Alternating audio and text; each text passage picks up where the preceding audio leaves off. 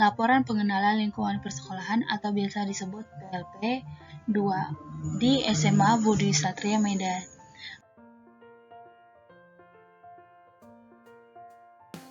Saya sendiri Triani Cintia Syahaan, NIM 418331-2002 dari kelas Bilingual Pendidikan Matematika Stambuk 2018.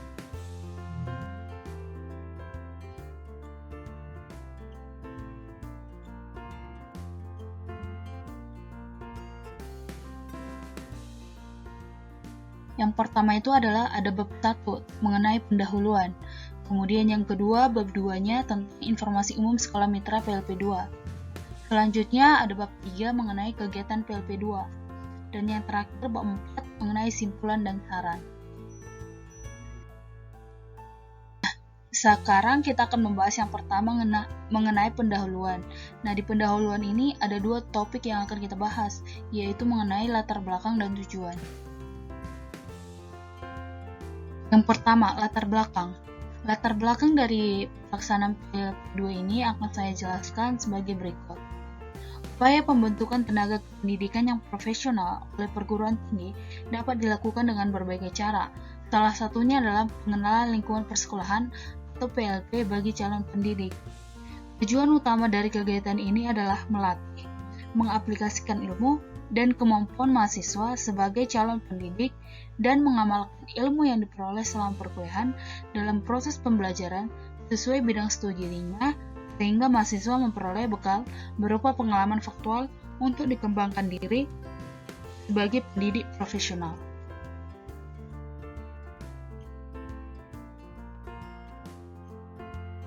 Pengenalan lapangan persekolahan atau PLP adalah salah satu program baru bagi pendidikan calon guru di Unimed, di mana program ini adalah pengembangan dari program PPL atau magang bagi calon guru.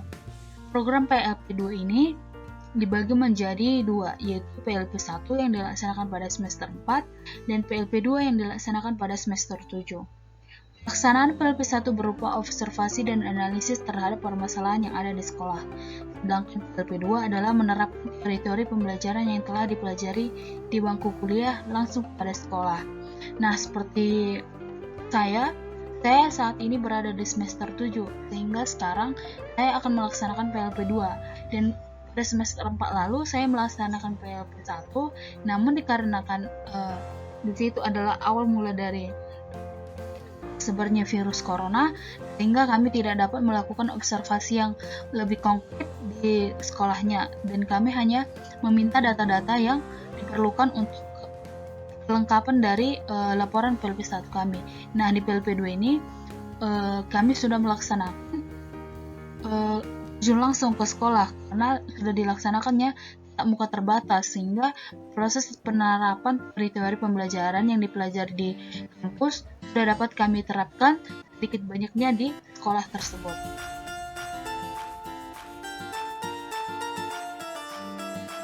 Karena latar belakang tadi, penyiapan guru profesional harus disiapkan mulai dari jenjang akademik baik pada perkuliahan di kampus maupun pengenalan lapangan sedini mungkin pada latar otentik di sekolah atau lembaga pendidikan lainnya.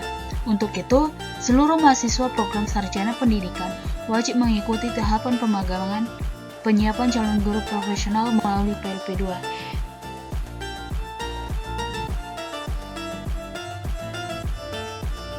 Yang kedua itu adalah tujuan. Setelah mengikuti kegiatan PLP 2, para mahasiswa diharapkan dapat memantapkan kompetensi akademik kependidikan dan bidang studi yang disertai dengan kemampuan berpikir kritis dan kemampuan berpikir tingkat tinggi melalui kegiatan sebagai berikut, yaitu yang pertama, tujuannya itu adalah menelaah kurikulum dan perangkat pembelajaran yang digunakan guru.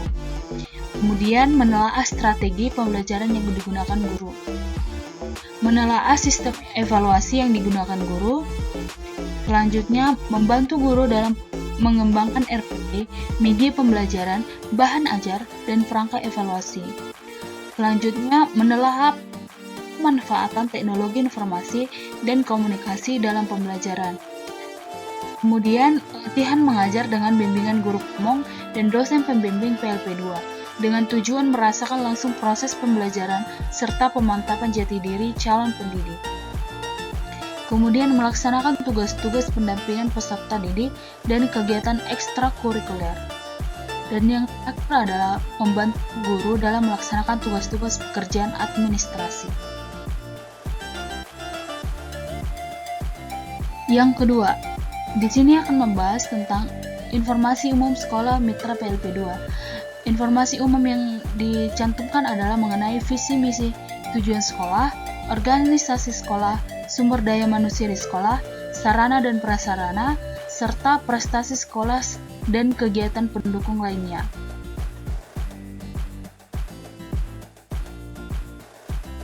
Visi, misi, dan tujuan sekolah. Visi dari sekolah ini adalah mempersiapkan generasi emas yang bertakwa kepada Tuhan Yang Maha Esa, berjiwa Pancasila, dan siap saing dalam revolusi industri 4.0. Kemudian misinya adalah yang pertama, membekali peserta didik dalam kecakapan abad 21, yaitu pendidikan karakter dan literasi.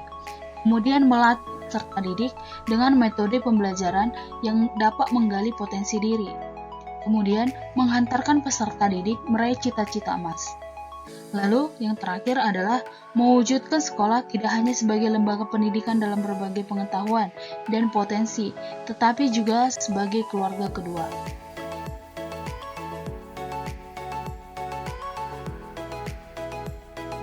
Lalu, sejalan dengan tujuan pendidikan dasar dalam peraturan pemerintah nomor 19 tahun 2005, yaitu melaksanakan dasar kecerdasan, pengetahuan, kepribadian, akhlak, serta keterampilan untuk hidup mandiri dan tujuan mengikuti pendidikan lebih lanjut, maka tujuan yang ingin didapat oleh SMA Budi Satria adalah sebagai berikut.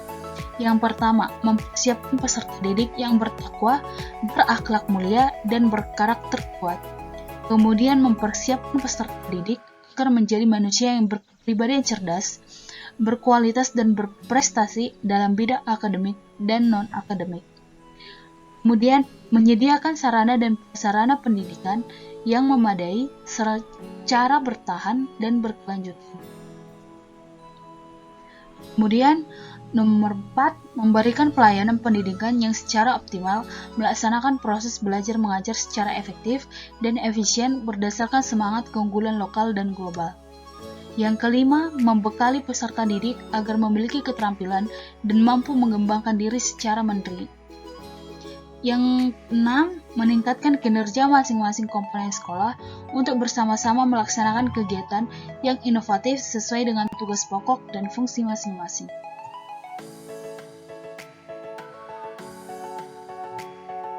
Yang ketujuh, meningkatkan program kerja ekstrakurikuler dengan mewajibkan pramuka bagi seluruh warga dan ekstra pilihan yang lain agar lebih efektif dan efisien sesuai dengan bakat dan minat peserta didik sebagai salah satu sarana pengembangan diri peserta didik. Kemudian mewujudkan peningkatan kualitas lulusan yang memiliki sikap, pengetahuan, dan keterampilan yang seimbang serta meningkatkan jumlah lulusan yang melanjutkan ke perguruan tinggi. Membimbing dan mempersiapkan siswa untuk dapat meneruskan ke jenjang pendidikan tinggi. Kemudian menyusun dan melaksanakan tata tertib dan segala ketentuan yang mengatur operasional warga sekolah dengan mengedepankan wawasan lingkungan. Kemudian meningkatkan kualitas sumber daya manusia baik tenaga pendidik ataupun kependidikan dan peserta didik yang dapat berkompetensi baik lokal maupun global. Kemudian kita akan membahas mengenai organisasi sekolah. Organisasi secara umum dapat diartikan sebagai memberi struktur atau susunan, yakni dalam penyusunan atau penempatan orang-orang dalam suatu kelompok kerjasama dengan maksud menempatkan hubungan antara orang-orang dalam kewajiban-kewajiban, hak-hak, dan tanggung jawab masing-masing. Nah, sekolah sebagai lembaga pendidikan sudah semestinya mempunyai organisasi yang baik agar tujuan pendidikan formal tercapai. Di Sekolah Mitra Pelaksana PLP 2 yaitu SMA Budi Satria Medan Tembong Kota Medan, Sumatera Utara memiliki organisasi sekolah yang dipimpin oleh Kepala Sekolah Ibu Suciati SPD yang dibantu oleh 3 wakil kepala sekolah. Adapun organisasi tersebut adalah sebagai berikut. Yang pertama, organisasi siswa intersekolah atau yang biasa disebut dengan OSIS. Kemudian ada pramuka, futsal, skibra, basket, tilawah Al-Quran, bahasa Jepang, multimedia, studi tour. Nah, tilawah Al-Quran ini ada dikarenakan mayoritas dari siswanya adalah muslim, sehingga tilawah Al-Quran ini juga merupakan organisasi di Sekolah Budi Satria. Kemudian sumber daya manusia di sekolah. Sumber daya manusia adalah salah satu faktor yang sangat penting, bahkan tidak bisa dilepaskan dari sebuah organisasi, baik institusi maupun perusahaan. Nah, SMA Budi Satria juga memiliki sumber daya manusia yang dapat mendorong untuk tercapainya tujuan dari sekolah. Berikut akan dipaparkan mengenai data sumber daya manusia di sekolah tersebut, baik guru, tenaga pendidik atau kependidikan, dan peserta didiknya. Jumlah peserta didik dari kelas 10-12 adalah sekitar 427 siswa-siswi, di mana terdapat 170 siswa laki-laki dan 257 siswi perempuan. Jumlah pendidik dan atau tenaga kependidikan adalah sekitar 28 orang, di mana terdapat 21 orang pendidik atau tenaga kependidikan perempuan dan 7 orang lainnya adalah laki-laki.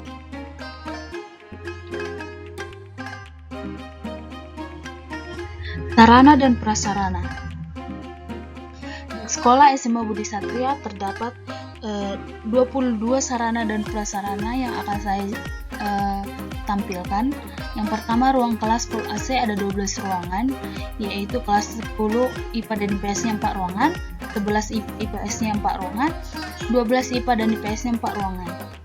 Kemudian ada 9 laboratorium yang terdiri dari laboratorium fisika, kimia, biologi, komputer, bahasa,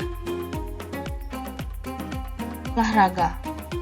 Kemudian ada aula, ruang koperasi 1 ruangan, kantin, kantor kepala sekolah 1 ruangan, ruang wakasek atau wakil kepala sekolah 3 ruangan, karena sekolah ini memiliki 3 kepala sekolah. Masuknya 3 wakil kepala sekolah. Kemudian ruang guru ada 1 ruangan, ruang administrasi 1 ruangan, toiletnya ada 6, lapangan basketnya ada 1, lapangan bulu tangkisnya ada 1. Kemudian ada musola, ruang perpustakaan, akses internetnya yaitu smartphone, sumber listrik PLN, luas permukaan 366 meter kuadrat, ruang UKS 1 ruangan, ruang bimbingan konseling atau BK 1 ruangan, area parkirnya juga ada, ruang penjaga sekolah 1 ruangan, dan sumber airnya itu adalah pump. Kemudian prestasi sekolah dan kegiatan pendukung. Prestasi sekolah ini adalah sebagai berikut. Yang pertama, juara 2 ajang kreativitas seni Perpisahan Akbar 11 tahun 2015 tingkat guru dan pegawai perguruan Budi Satria. Harapan 3 lomba tari pendidikan tahun 2019 tingkat SMA. Harapan 2 lomba kreativitas dan seni tahun 2019 tingkat perguruan Budi Satria.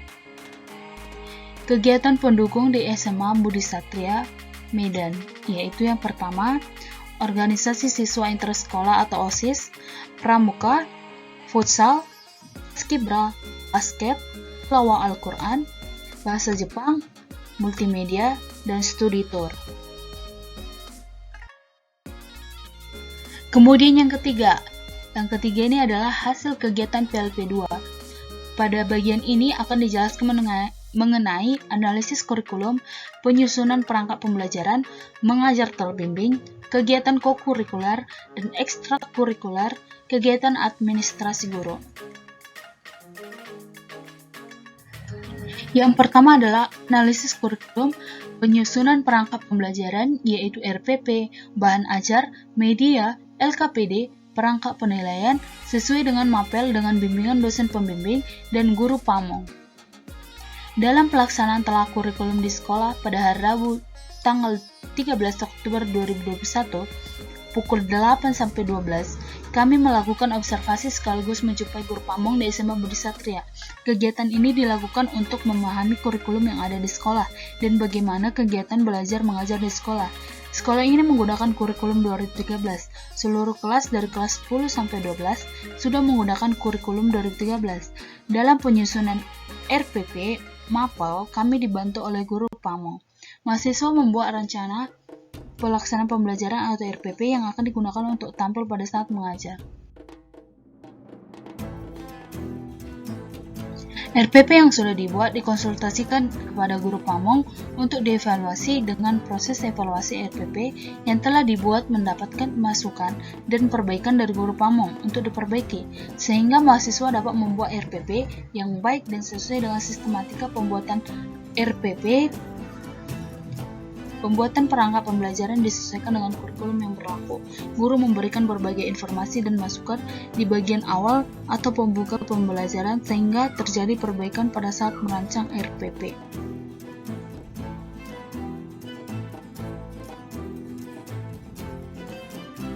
Selanjutnya itu adalah mengajar bimbing dengan bimbingan dosen dan guru pamong. Pada tanggal 17 sampai 19 November 2021, tepatnya hari Rabu sampai Jumat, kami melakukan mengajar yang dibimbing oleh guru pamong. Sebelum melaksanakan pembelajaran, perangkat pembelajaran yang telah disiapkan di minggu sebelumnya. Kami pun siap melakukan pelaksanaan pembelajaran. Praktik mengajar dalam 3 kali pembelajaran. Pada 3 pertemuan pertama, praktik mengajar dilakukan secara terbimbing, di mana guru pembimbing ikut mengamati langsung kegiatan belajar mengajar. Dalam mengamati proses praktik mengajar, guru pembimbing memberikan masukan dan arahan mengenai apa yang seharusnya dilakukan ketika mengajar di dalam kelas.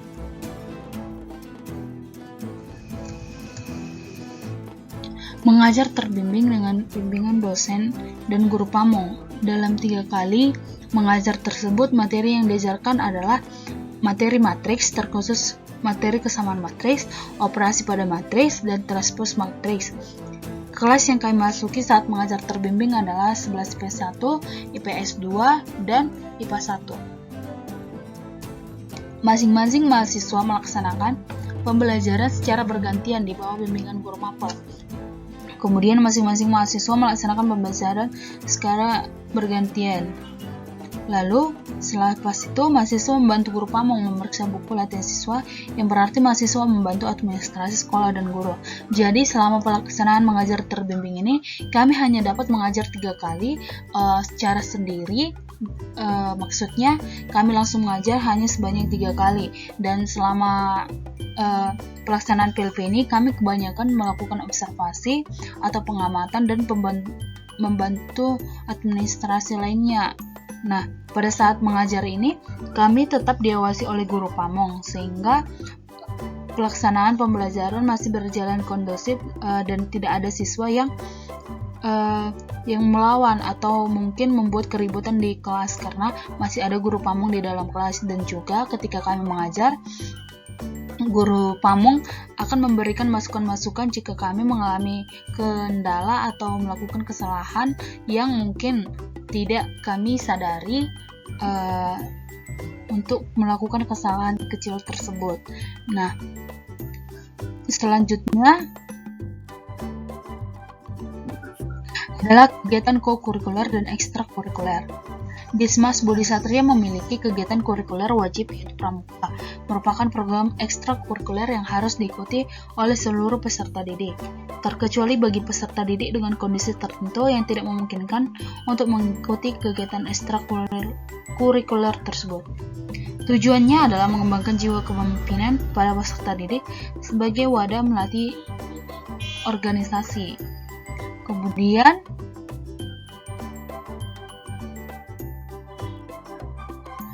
ada juga ekstrakurikuler pilihan, yaitu merupakan program ekstrakurikuler yang dapat diikuti oleh peserta didik sesuai dengan bakat dan minatnya masing-masing, yang terdiri dari kelompok, yaitu paskibra, olahraga, yang terdiri dari futsal, voli, dan pencaksilat.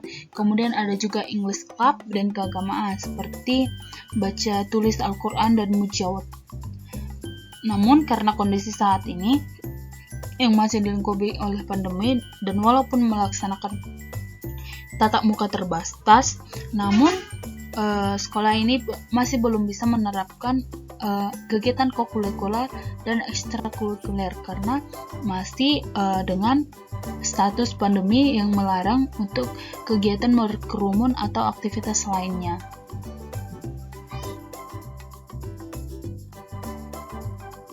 Kemudian kegiatan administrasi. Administrasi guru dapat dimengerti sebagai seperangkat kegiatan atau tindakan yang harus diketahui dan dimiliki oleh seseorang guru atau calon guru yang digunakan untuk kegiatan pembelajaran sehingga ketika kegiatan pembelajaran dapat berlangsung secara efektif dan efisien, maka guru dan siswa mendapatkan isi pesan pembelajaran. Nah, di SMA Budi Satria menerapkan kurikulum 2013 sehingga di sekolah tersebut setiap guru memiliki keterampilan untuk menyiapkan sejumlah kelengkapan kegiatan administrasi pembelajaran seperti yang disebutkan di penjelasan sebelumnya. Namun kami tidak dapat menyelesaikan atau tidak dapat menerapkan beberapa kegiatan administrasi tersebut. Kami hanya dapat melaksanakan kegiatan administrasi berupa pembuatan RPP, kemudian silabus, dan penerapan kompetensi dasar di dalam pembuatan kelengkapan administrasi lainnya, sehingga kegiatan pembelajaran itu akan berjalan baik dan benar sesuai dengan program dan tuntutan kurikulum 2013. Bab yang terakhir yaitu yang keempat mengenai penutup. Ini akan membahas tentang kesimpulan dan saran. Untuk kesimpulannya terdapat 5 kesimpulan yang dapat dilihat di dalam slide. Kemudian ada juga saran bagi mahasiswa dan pihak sekolah. Nah, berikut adalah dokumentasi pelaksanaan PLP2 di SMA Budi Satria Medan. Ini adalah ketika bertemu pihak sekolah untuk izin. Kemudian observasi saat guru pamong mengajar. Lalu pelaksanaan tugas bimbingan belajar di kelas 11. Ini juga pelaksanaan tugas bimbingan belajar.